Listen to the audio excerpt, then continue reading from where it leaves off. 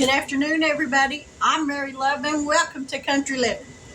Today, I'm going to share another candy recipe that makes great Christmas gifts. Homemade, old-fashioned peanut butter fudge. Now, who don't like peanut butter fudge? I love it. Can't eat that much of it, but I sure do like it. So, let's get down here and get some stuff going in this here pot. Now, you're going to hear my exhaust fan going on my stove. I got a pot of chicken over there cooking for dinner after a while. So, this recipe calls for 3 cups of light brown sugar,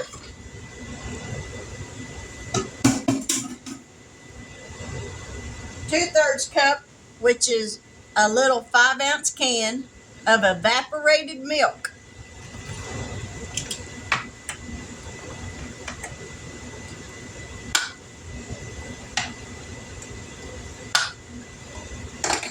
I'll pour that in there.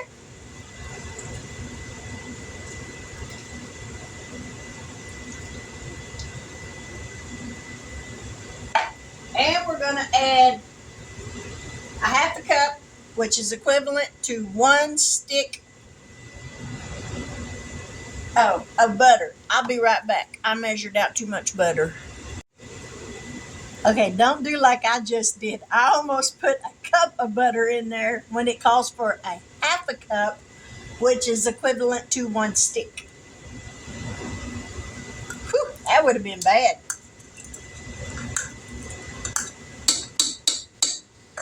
All right, we're going to turn this burner on about a medium high, and we're going to let this come to a boil. And then it's going to have to get to 240 degrees on a candy thermometer. And you do need a candy thermometer. If you're experienced at making candy, you probably don't need one. But I'm not comfortable not using one, so this is just a little Walmart candy thermometer, and it works great. So we're going to get this stirred up and get this to cooking. And when this comes to a boil, I'll be back, so stick around. All right, as you can see, it's come to a full rolling boil. So now I'm going to stop stirring it. We're just going to stir it frequently now. But I'm going to add the candy thermometer. And we're going to let that get up to 240 degrees. So let me go grab some glasses. Now, when you put your candy thermometer in there, take it all the way to the bottom of the pot and then raise it back up just a little bit. You don't want it on the bottom of the pot, because if it stays there, you get a false reading on your on your temperature, and your candy won't turn out. So just remember, make sure that the tip of that thermometer is not touching the bottom of that pot. So this is going to take just a few minutes to get to 240 degrees. Once it does, we'll turn the fire off, and then we'll start adding the rest of the stuff, so stick around. One other tip. At this point, you're going to be tempted to scrape the sides of your pot. Don't do that. If you do, you're going to have a grainy fudge. That is not good. So whatever's on the sides, just leave it. Frequently stir what's in the middle of the pot, just like this. Don't stir the sides. You don't want that sugar that's not melted down in your fudge. It'll ruin it. So we'll be back. Now this recipe says to use a 9x13 pan. I don't, because I don't like my fudge real thin. So I'm not sure what size this pan is, but it's not a 9x13. But you want to have you some wax paper in it. Spray that wax paper so when you get ready to take your fudge out, you can just lift the parchment paper out of it. Makes it easier to cut. So if you want to use the 9x13, just have it greased and ready to go when your fudge is done to pour it in there. But again, I just like using a smaller pan, so stick around.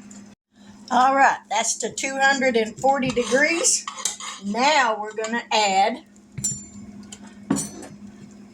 a 7-ounce jar of marshmallow cream.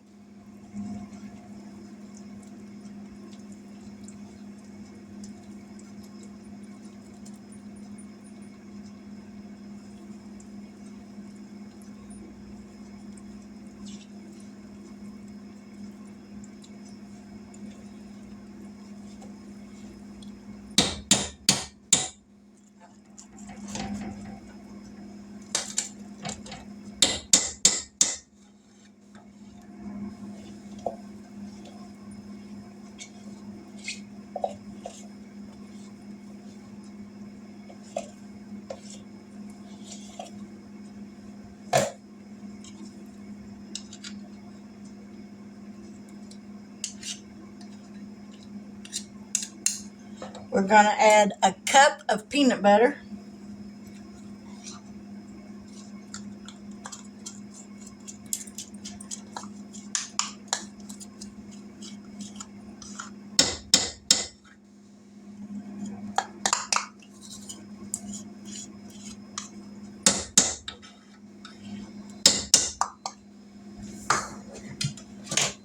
And 2 teaspoons of vanilla.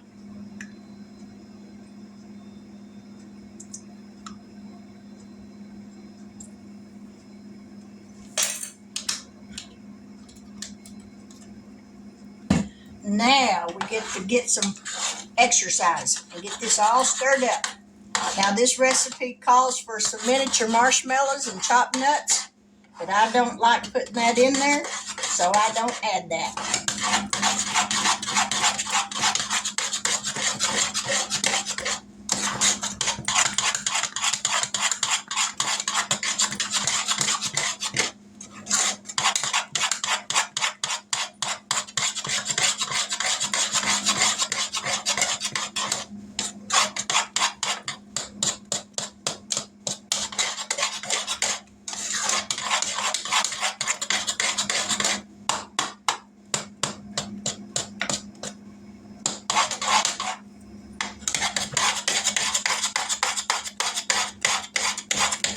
Get all that marshmallow cream stirred in and melted.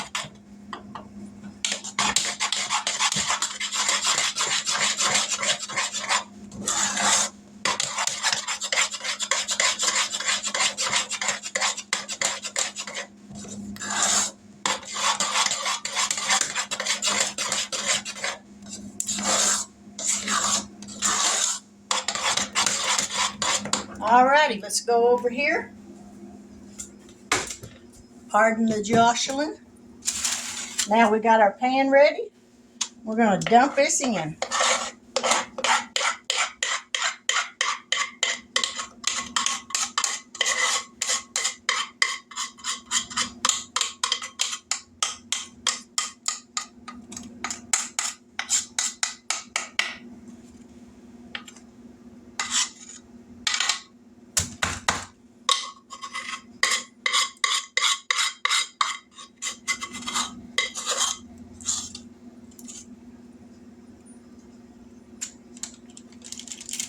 And there we have it, homemade peanut butter fudge. Now this is going to take a little while to set up, but after a while when I'm making dinner, we'll give it a try. So stick around because we'll be back later. All right, the peanut butter fudge is almost done.